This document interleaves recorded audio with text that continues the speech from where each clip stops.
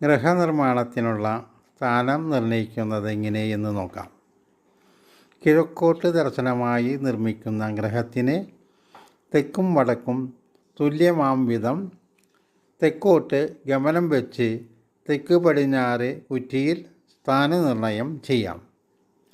വടക്കോട്ട് ദർശനമായി നിർമ്മിക്കുന്ന ഗൃഹത്തിന് കിഴക്കു പടിഞ്ഞാറ് ദിക്കുകളിലെ ഗൃഹദൈർഘ്യം കഴിച്ച് ബാക്കി 2 ഭാഗങ്ങളും തുല്യമാക്കി കിഴക്കോട്ട് ഗമനം കണ്ട് അതിൻ്റെ തെക്ക് പടിഞ്ഞാറ് ഭാഗത്ത് കുറ്റിയടിച്ച് ഭൂമിയുടെ നിരയനുസരിച്ച് സ്ഥാനനിർണയം നടത്താം. ഗൃഹത്തിൻ്റെ സ്ഥാനം അനുസരിച്ച് കിണറിനും കുളത്തിനും തൊഴുത്തിനും കക്കൂസിനും സ്ഥാനം നോക്കി വേണം നിർമ്മിക്കാൻ.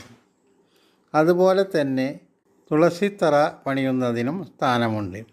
ഗൃഹത്തിൽ താമസിച്ച് വസിക്കുന്നവർക്ക് ഐശ്വര്യപ്രദമാകും വിധം ഇവയെല്ലാം അതാതിനനുസരിച്ചുള്ള സ്ഥാനം അനുസരിച്ച് വേണം ഗൃഹം നിർമ്മിക്കാൻ.